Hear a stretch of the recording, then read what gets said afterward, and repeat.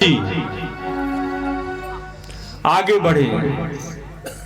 बढ़े तो वहां पर कुछ दूरी जाने के बाद देखा कि कुछ छोटे छोटे बालक खेल रहे हैं। तो नारद जी ने सोचा कि इन छोटे छोटे बालकों में भगवान के दर्शन होते हैं।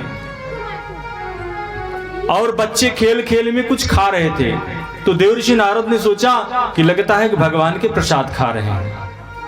तो नारद जी पहुंचे, उन्होंने कहा कि बेटा क्या खा रहे हो? तो सब बच्चों ने अपना हाथ पीछे कर लिया ऐसे। तो नारद जी ने कहा कि देखो भगवान का प्रसाद है, भगवान का प्रसाद हमें भी दे दो। तो बच्चे अपना हाथ छुपाने लगे। तो नारद जी ने कहा क्या छुपा रहे हो, आखिर भगवान का प्रसाद हमें भी दे दो। तो एक बच्चा बोला जब पीछे पड़ी निगाह तो ला तू ले ला, कमला पसंद खात रहे, लेकिन जब पीछे पड़ गया तो ला तू खा। ये कमला पसंद क्या होता है सबको मालूम है। आज गांव के छोटे छोटे बच्चे बिगड़ गए। कितने बच्चे चुपके से सुपारी खाते हैं, मीठी सुपारी आती है वो भी खा लेते हैं, बाद में जो है फिर तीखी सुपारी खाने लगते हैं, फिर वहीं तीखी मीठी लगने लगती है, हैं? बच्चे बिगड़ रहे हैं। किस लिए कि हम बच्चों को गायत्री मंत्र नहीं सिखाते, हम बच्चों को संस्कार नहीं सिखाते। बचपन से ही टीवी और मोबाइल संस्कार सिखाना शुरू कर देते हैं। चोरी करना कहां से आया? हमको पिक्चरों ने सिखाया। हमें डकैती करना कहां से आया? पिक्चरों ने सिखाया। हत्या करना कहां से आया? पिक्चरों ने सिखाया। घर से भाग करके पंखे पे लटक करके फांसी, ये सब किसने सिखाया? पिक्चरों ने सिखाया। चाकू कैसे मारा जाता है किसने सिखाया? पिक्चरों ने सिखाया। और यही सीख रहे हैं।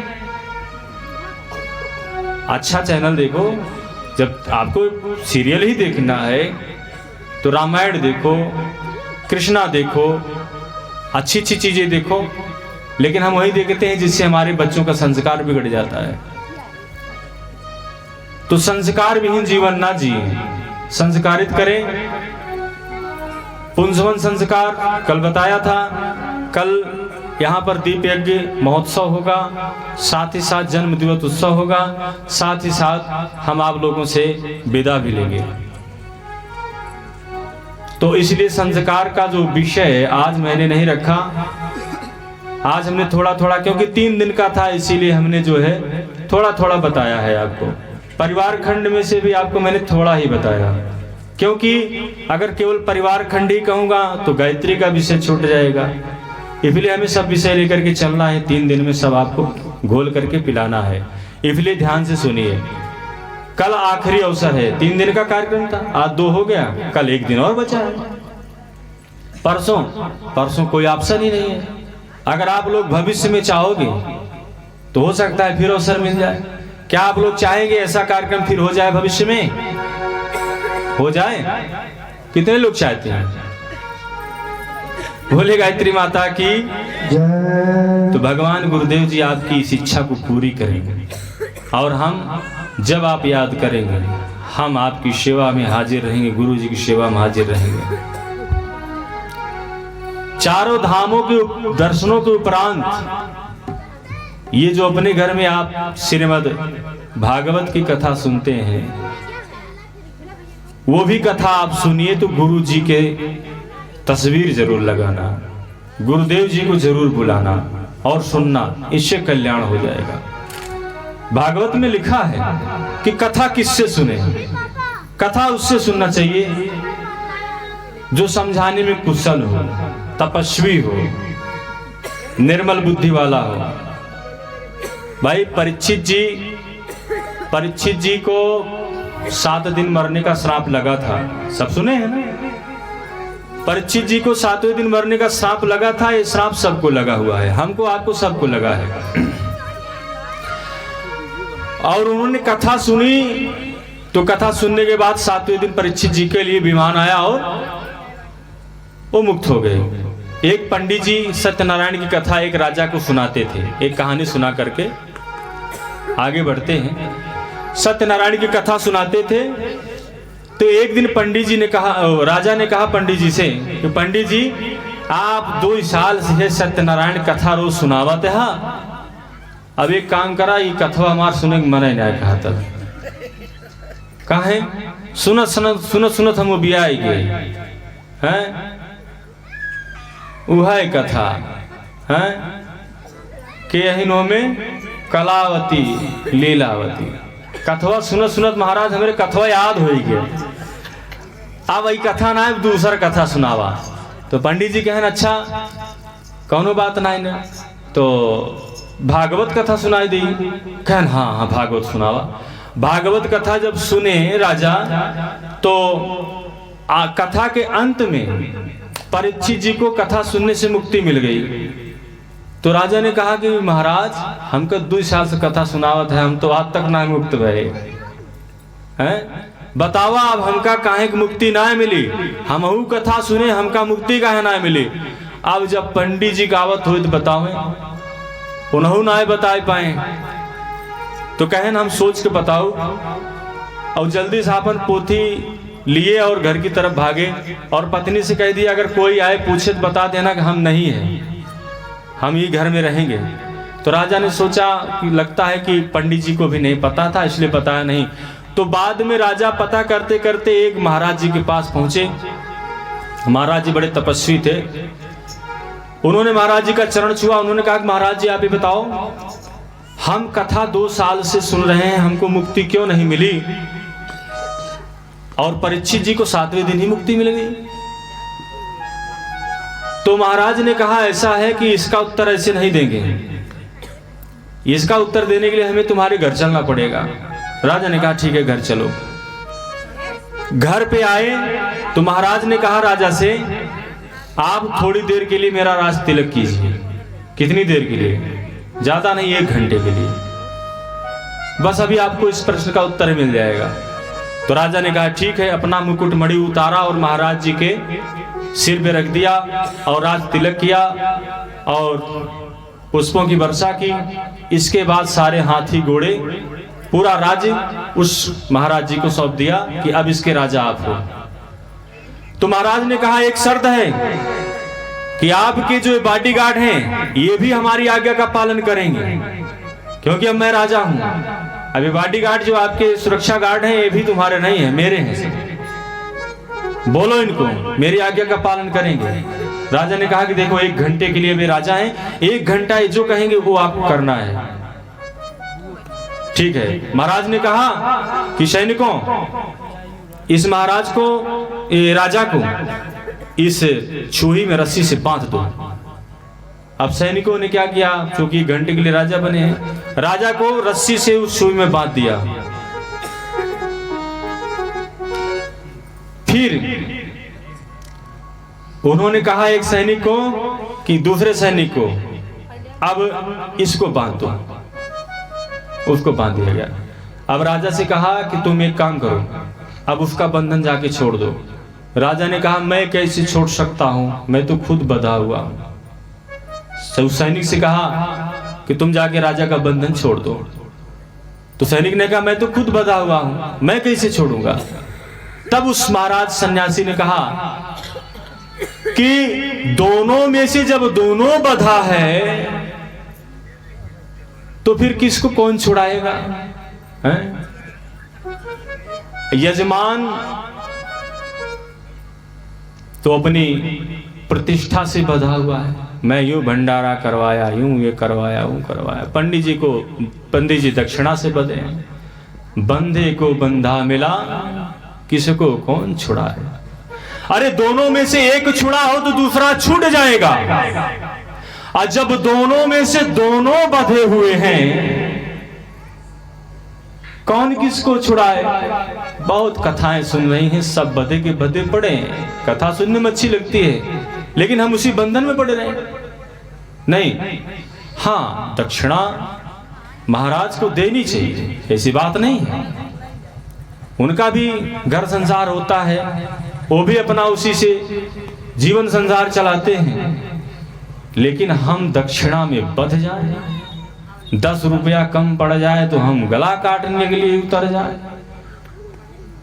तो सारी कथा झोले में धरी रह जाएगी। यजमान भी पवित्र, पंडित जी भी पवित्र हो जाएंगे। बोली गायत्री माता की। तो महाराज कैसा होना चाहिए? सुखदेव जी की तरह, एकदम कोई लोभ नहीं, कोई वासना नहीं, कोई तृष्णा नहीं। 16 वर्ष की दिगंबर अवस्था है सुखदेव जी महाराज की। आते हैं और हजारों हजारों वर्ष के ऋषि मुनि महाराज खड़े होकर के प्रणाम करते हैं। परीक्षित जी ने सोचा कि इतना छोटा बालक है और इतने बड़े बड़े महाराज इसको प्रणाम कर रहे हैं, तो इसका मतलब ये साधारण बालक नहीं है। परीक्षित जी ने उस बालक के चरण पकड़ लिए। वो परीक्षित, वो सुखदेव जी महाराज थे। उन्होंने प्रश्न कर दिया कि प्रभु आप हमको बचाइए, मेरी मृत्यु सामने खड़ी है, 7वें दिन मैं मर जाऊंगा। हम अपनी मृत्यु का कल्याण कैसे करें, मृत्यु से कैसे बचें? हमारे पास समय नहीं है, इमरजेंसी है, बहुत इमरजेंसी है, 7 दिन का अवसर है। सुखदेव जी ने कहा तुम्हारे पास परीक्षित 7 दिन का अवसर है, लेकिन ये तो तुम्हारा सौभाग्य है, 7 दिन तुमको कोई नहीं मार पाएगा। लेकिन यहाँ किसी को कोई पता नहीं कब मर जाए, कब टिकट आ जाए। सांसों का क्या भरोसा, रुक जाए कब कहाँ पर। सांसों का क्या भरोसा, रुक जाए कब कहाँ पे। सांसों का भरोसा, सांसों का क्या भरोसा, रुक जाए कब कहाँ पे। सांसों का क्या भरोसा, रुक जाए कब कहाँ पे। न सता कभी किसी को, न सता कभी किसी को। यहाँ किसी को न सताओ, क्योंकि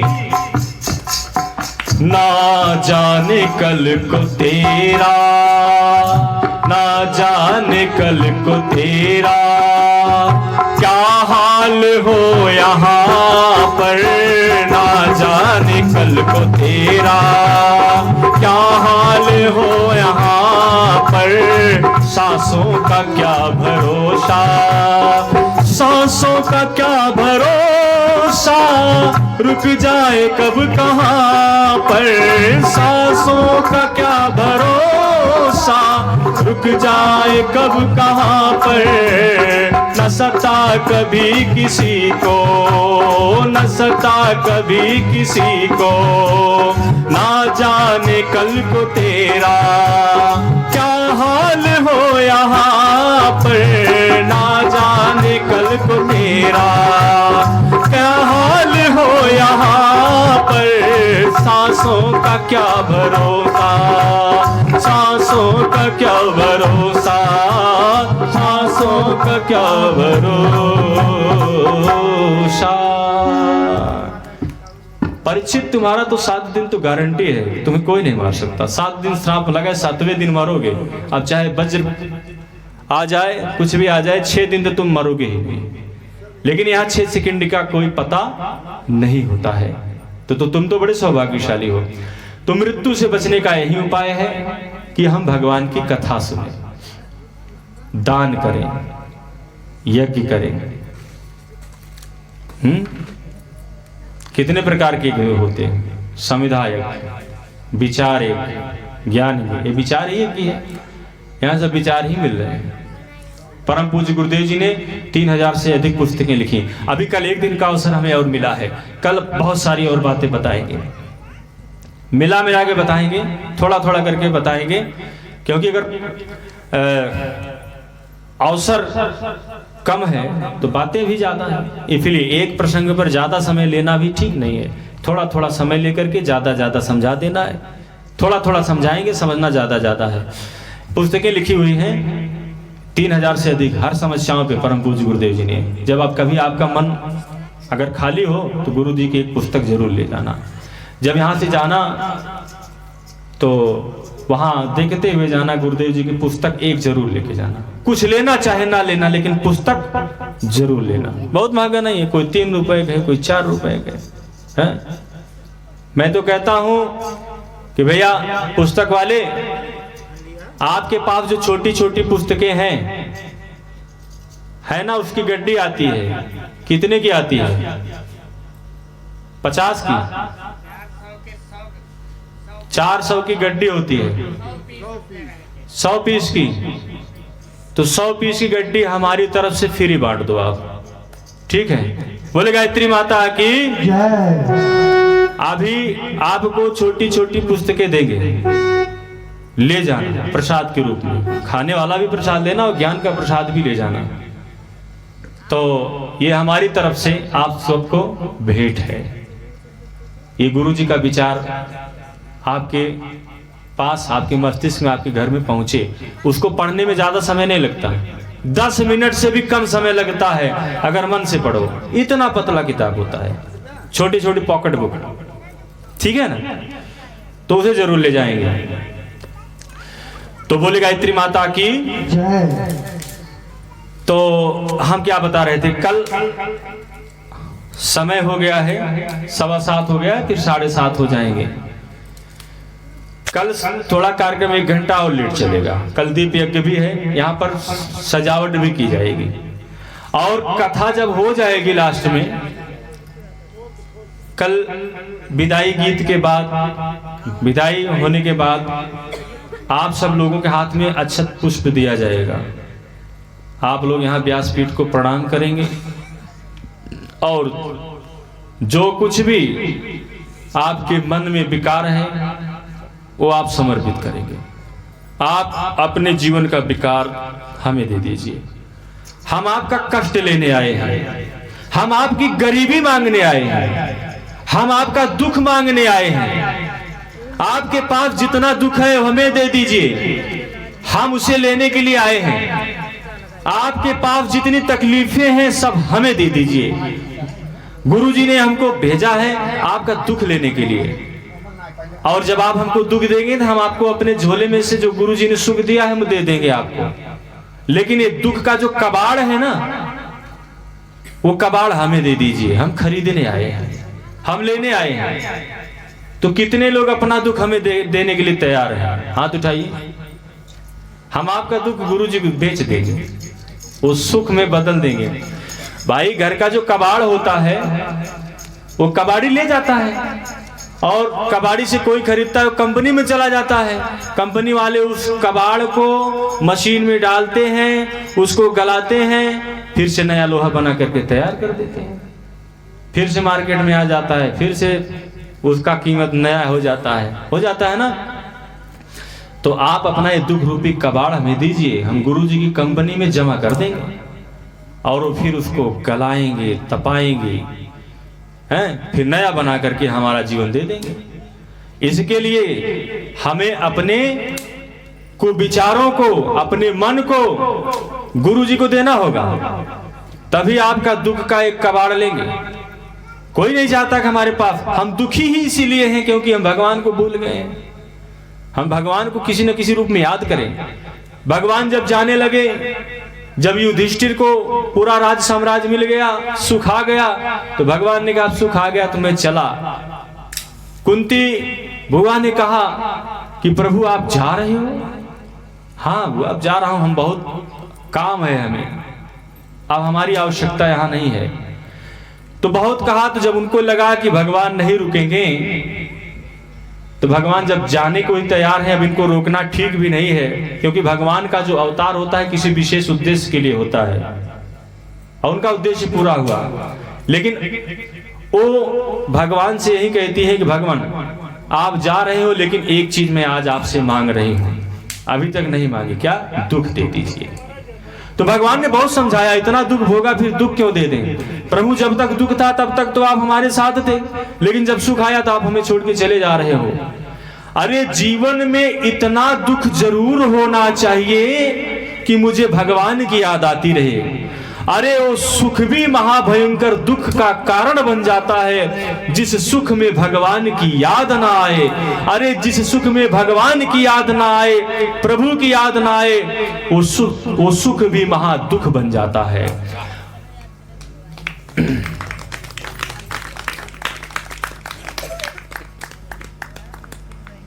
ताली जब बजाएं तो जोर से बजाएं, थोड़ा आवाज जानी चाहिए पूरे गांव में।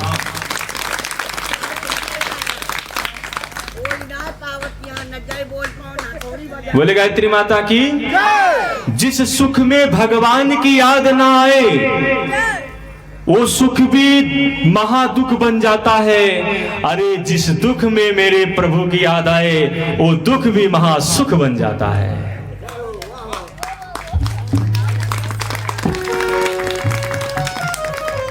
हमें ऐसा दुख दो प्रभु, ऐसा दुख दो जिस दुख में तुम्हारी याद आए। मुझे ऐसा सुख नहीं चाहिए, मुझे ऐसी संपत्ति नहीं चाहिए जिस संपत्ति में, जिस सुख में आपकी याद ना आए। मुझे तो ऐसा दुख देना, मुझे तो ऐसी तकलीफ देना कि जिस तकलीफ में तुम्हारी याद आती रहे।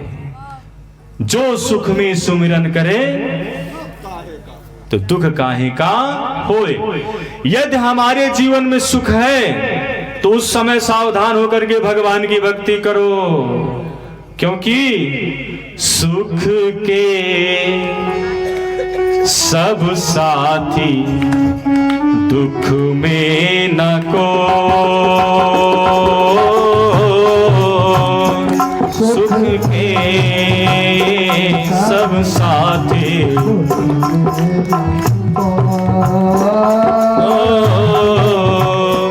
मेरे राम, मेरे राम, मेरे राम, मेरे राम। तेरा नाम एक साचा दूजा न को।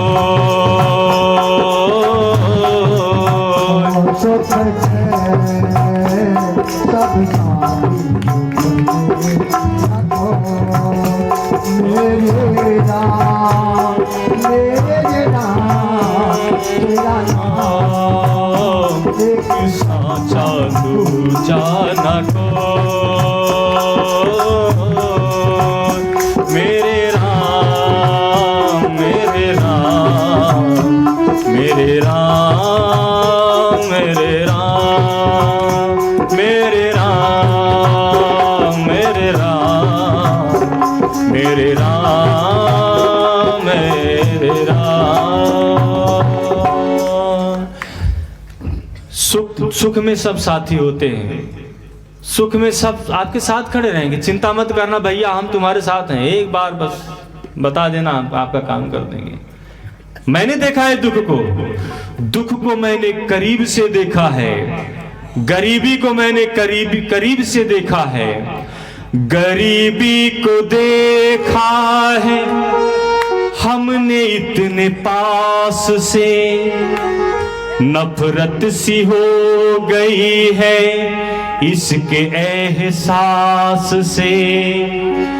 दौलत के पीछे तो सारा जहां है, इसके बिना मिलती मोहब्बत कहाँ है। झुक के अदब से एहतराम करती है, दौलत को दुनिया सलाम करती है। दौलत को दुनिया सलाम करती है, ताकत को दुनिया सलाम करती है।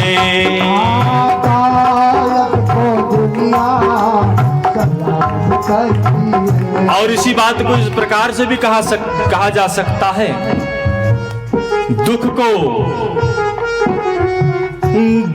को है देखा हमने इतने पास से, नफरत सी हो गई है इसके एहसास से। नफरत सी हो गई है इसके एहसास से। ओ दुख को मैं देखा है इतने पास से, नफरत सी हो गई है इसके एहसास से। नफरत सी हो गई है किसके एहसास से सुख के है पीछे सारा जमाना, सुख के है पीछे सारा जमाना। मैं तो कन्हैया बस तेरा दीवाना, मैं तो प्रभु जी बस तेरा दीवाना, मैं तो गुरु जी बस तेरा दीवाना, मैं तो प्रभु जी बस तेरा दीवाना।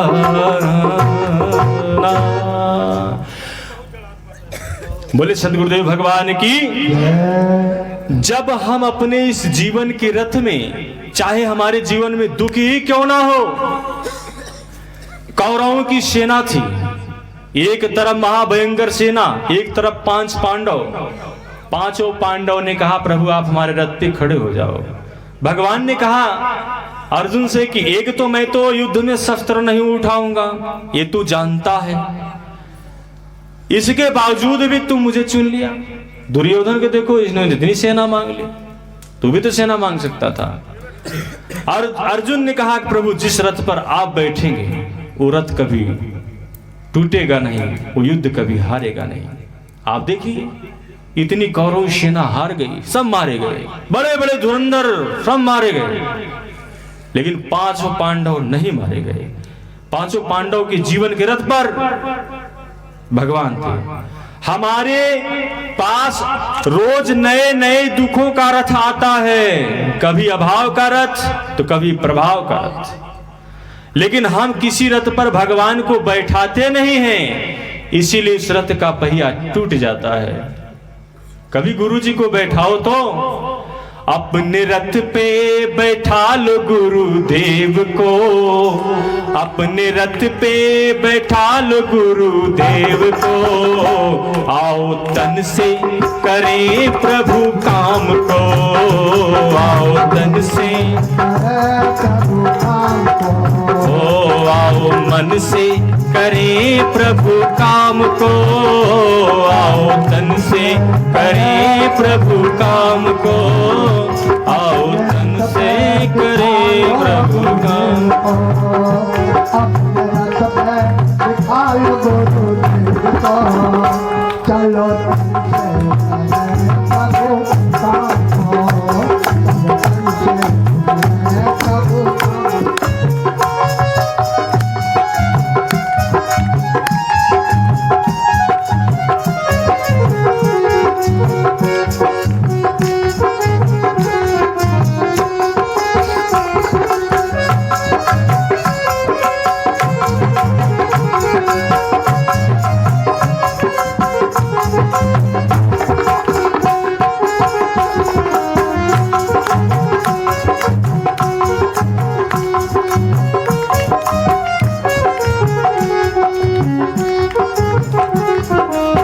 गायत्री माता के।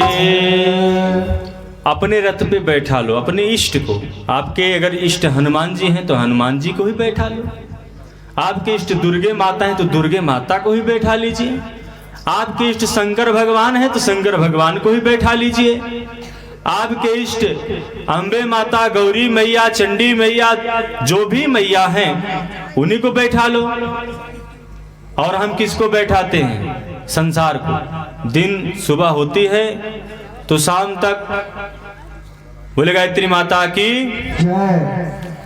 जब सुबह होती है तो शाम तक सिर्फ संसार की बात करेंगे, भगवान की बात करेंगे। एक पति कह रहा था अपनी पत्नी से, हैं? एक पत्नी कह रही थी अपने पति से, क्या कह रही थी? कह रही थी कि शाहजहां ने अपनी पत्नी की याद में ताजमहल बनवा दिया, क्या तुम मेरे लिए ताजमहल बनवाओगे? तो पति ने कहा हाँ, पहले तुम मरो तो बनवा देंगे। बताओ ये कोई बात है? ऐसा भी तो बात कर सकते थे कि देखो राम कब जन्म लिए थे, कृष्ण कब आए थे, हैं? वो पंडित जी आके कितना बढ़िया कथा कह रहे थे, ऐसी सी बात बता रहे थे, ऐसी भी तो बात कर सकते थे। नहीं, वो हमारी जो वो रहती है ना पड़ोस में, जो वो चिंटू की मम्मी है, वो 3,500 रुपये की साड़ी ले आई है। तू हमरे लिए लाया? कब हो ले आया? अब उनको ताने मारने लगी हैं। अब वो बेचारा क्या करे? अब 3,000 तो लाए हैं तो कम से कम 5,000 तो लाए ही हैं। तो ज्यादा पे व्यय ना करें।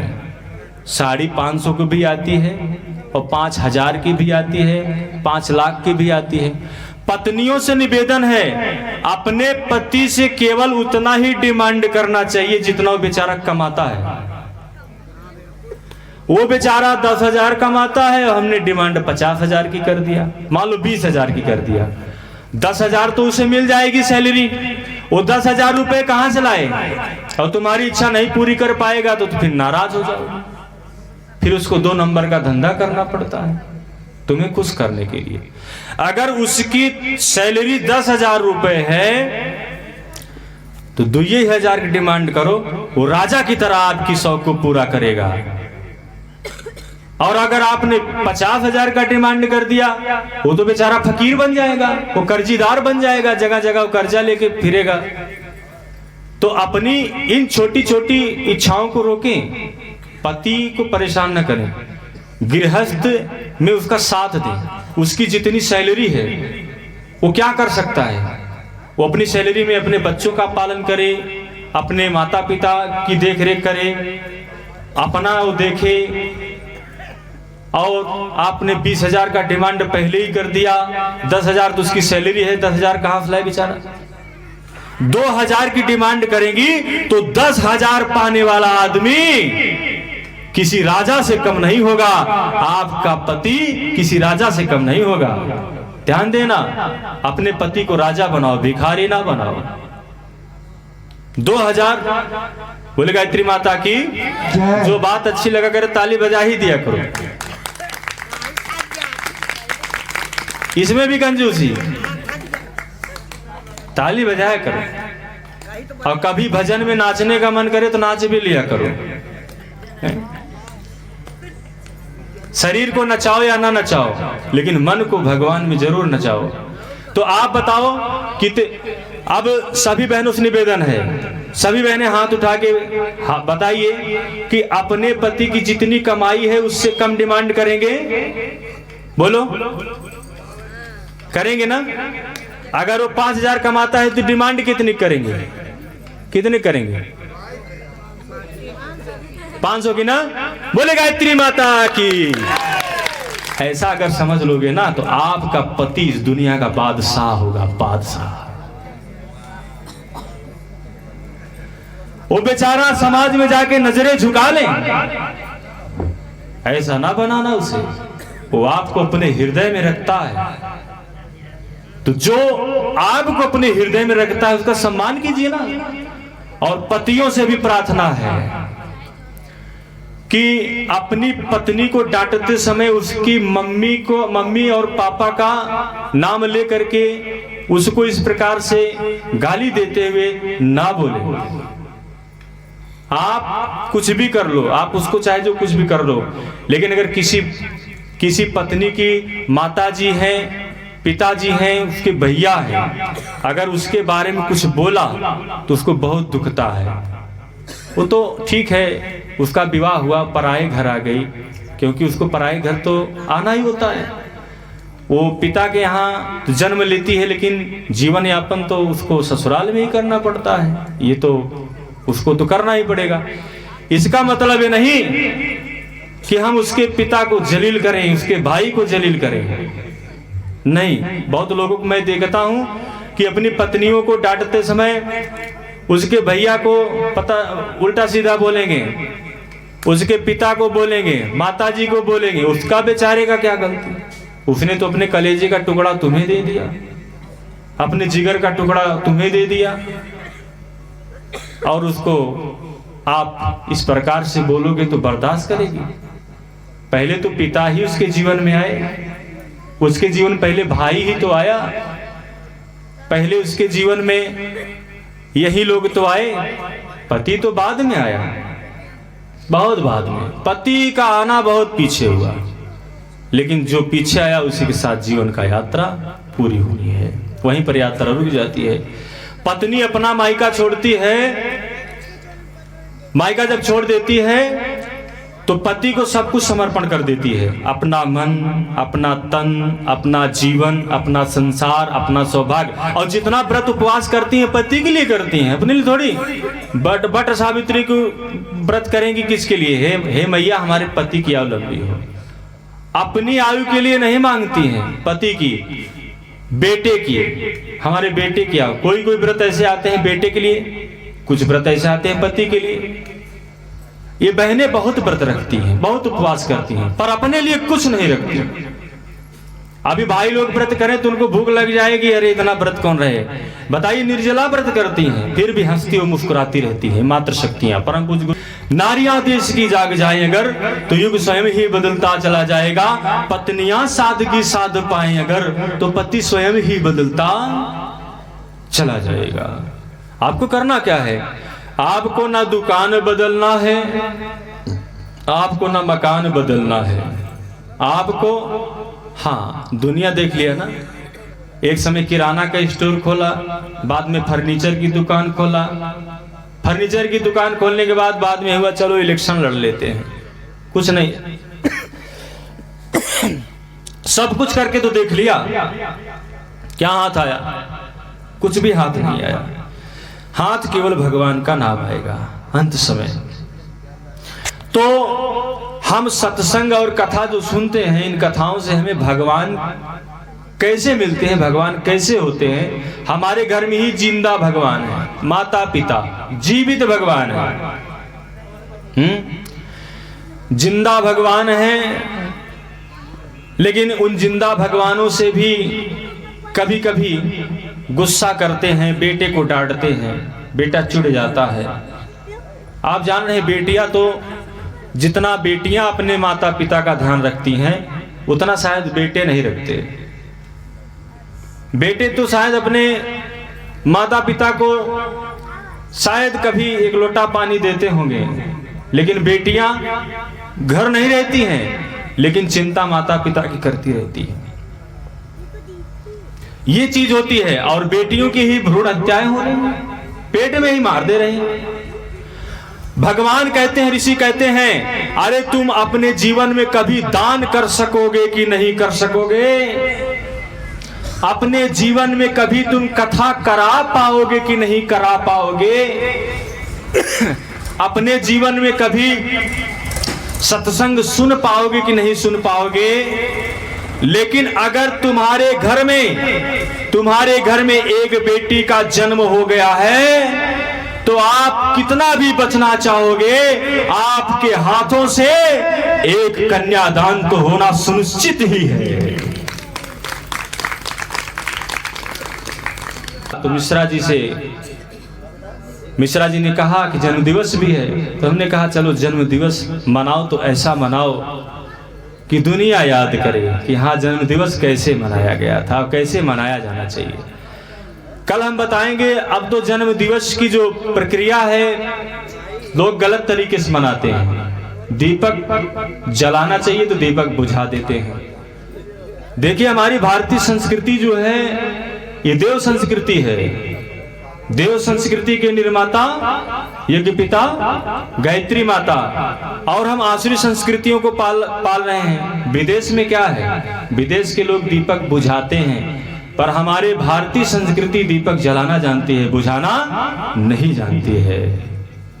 और हम यज्ञ में उन विदेशी संस्कृतियों को अपनाते हैं, दीपक जलाते हैं और ऐसे फूकते हैं ना। पहली चीज तो दीपक मुंह से नहीं फूकना चाहिए। दीपक बुझाना हो तो किसी कपड़े से, पंखे से बुझाते हैं। जो लोग अपने घर का दीपक मुंह से बुझाते हैं, उनके घर में दरिद्रता आ जाती है। इसलिए दीपक कभी भी बुझाएं, किसी कपड़े से, पंखे से बुझाएं। और जन्मदिन पर हम तो दीपक कभी ना बुझाएं। अब तो सब लोग उत्सव मनाते हैं, बात अलग है, गुब्बारा भी फोड़ते हैं, खुशी की बात है, करो, अच्छी बात है। लेकिन जो हमारी संस्कार सभ्यता है, वह असभ्यता में बदल गई। ऐसा ना करें। जन्म दिवस मनाएं, लोग बर्थडे मनाते हैं, बोलते हैं हैप्पी बर्थडे टू यू। गुरु जी कहते हैं कि ये दीपक बुझाना, गुब्बारा फोड़ना और इस तरीके से केक काटना और हृदय का केक बना करके उसमें चाकू मारना और फिर हंसते हुए ताली बजाना, ये कौन सी राक्षसी प्रवृत्ति आ गई? अरे जन्म दिवस मनाओ, दीपक जला करके मनाओ। दीपक जलाना अर्थात जीवन में प्रकाश लाना होता है, दीपक बुझाना अर्थात जीवन में अंधेरा लाना होता है। आगे बताओ, जब दीपक बुझाया जाता है तो लोग कैसे कहते हैं? भले, बहुत बढ़िया, ऐसे अनियार हो जाए तो अरे जिंदगी में हैं? और जब गुब्बारा फोड़ते हैं तो कहते हैं जब अनियार हो जाए ना तो इसे तुम फोड़ दे। गड़बड़ाया जी हैं? और जौन चाकू है ना, जौन केकवम लगावत है ना, तो जब चाकू से केक काट देते हैं और केक खिलाते हैं ना तो खुश हो जाते हैं, एक दूसरे के मुंह खूब लपेट देंगे। चिंता जिन करा, मौका मिले तो दिलो दुखाऊ और मुहनो गंदा कह दिए, कपड़ो गंदा कह दिए। अरे हमें जन्मदिन मनाना चाहिए, कैसे? कल आप देखना यहाँ दीपक जलाए जाएंगे,